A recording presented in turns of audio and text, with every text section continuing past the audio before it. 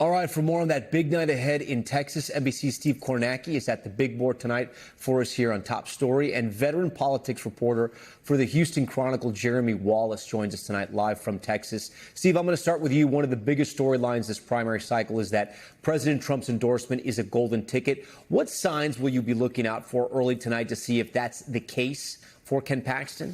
Yeah, Tom, I think the big question for us is going to be, does it look different when these results start coming in than it did back in March? That's when they had the preliminary election here. Remember, this is the runoff tonight. And let me remind you what it looked like in that preliminary. John Cornyn actually got more votes than Ken Paxton. They are the top two in that preliminary. They advanced to the runoff because nobody got a majority. But Cornyn, and this was a surprise back then, he outperformed the polls. He got more votes than Paxton. And you can see here where the votes were sort of arrayed here. So the question simply becomes early on, as these counties start to come in, is the pattern looking similar to the preliminary when it was very good for Cornyn, or is it looking different? And if it's looking different, I think that would speak to that Trump endorsement potentially having a big effect here. So, Jeremy, if you look at this map here and you look at those polls, there's a gentleman there named, I think, Jeremy Hunt. Where do his voters, do you think, where do they go? Well, look, Wesley Hunt's voters are the key to this. If you look at what happened in Harris County, where Houston is, that's a jump ball for both Paxton and Cornyn. Neither one of them have much of a relationship, at least deep ties to the area. And so one of them has, it was dead even in the first round back in March, as Steve was pointing out. And so somehow one of them has to surge ahead, right? So the question is, does Wesley Hunt's voters go to one camp or the other? He has endorsed Ken Paxton in this race, but I'm not sure if that matters.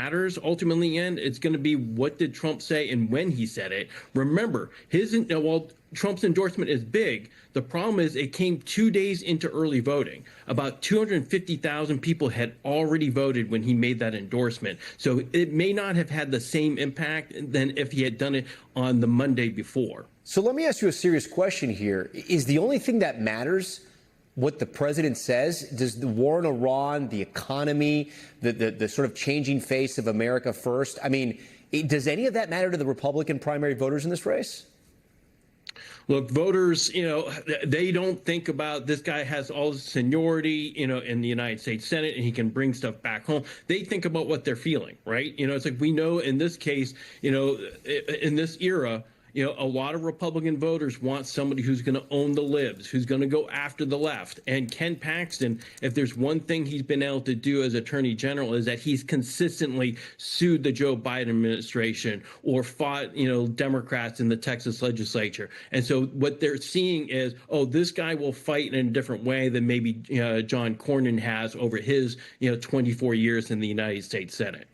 Steve, tonight, what are some of the key parts of the state you'll be looking at? We heard Jeremy there mention Harris County, the Houston area. What else are you going to be looking at? Yeah, Harris County is absolutely huge. I think one thing I'd draw your attention to is, look, in that preliminary, Cornyn did well in a lot of the population centers around Austin, around Dallas, but he also did surprisingly well here across the state into more rural areas. Look, you see that dark red, that's Cornyn. You see that into central Texas. You see that into West Texas, up into the Panhandle. I think that was one of the surprises in the preliminary.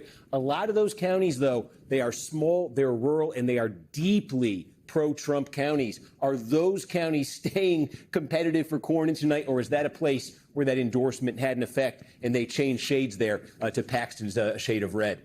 Jeremy, it's a Tuesday night in May in Texas. I'm not sure if it's already warm in Texas. I'm sure it probably is. Will people show up to the polls? Are they going to be showing up to the polls in the cities or in some of those sort of rural counties that we saw Steve point out to there?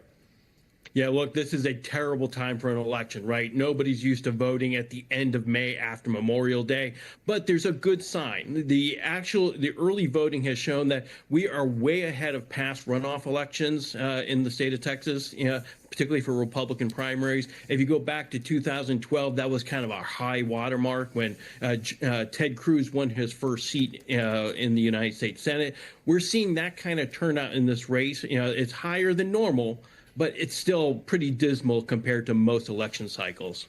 Yeah, either candidate will face off against the Democrat here, James Tallarico. Who has the edge there, do you think? Well, it's clear if Ken Paxton's the opponent, the Democrats going to feel like they have a better shot at beating him because of all the opposition research that we talked about earlier in the show. But, look, John Cornyn, he's going to have to fire away. If he's the candidate, he's going to have to fire up a base of supporters that clearly wants Paxton. So it's all going to be about, can either one of these guys bring the Republican Party back together under a growing Democratic threat in the state of Texas? Before we go, Steve, how can viewers watch you in action tonight as you're sort of seeing what's happening tonight in Texas and maybe calling a winner? Yeah, hey, the polls close at 8 o'clock Eastern, NBCnews.com, up on YouTube. We're going to be right here at the board as this map lights up. 254 counties in Texas. We'll show you the results one county at a time till we get a winner. No cowboy hat, though, right? Maybe late in the night. Let's see what happens. All right, Steve, we appreciate that. James, Art, thanks to you as well.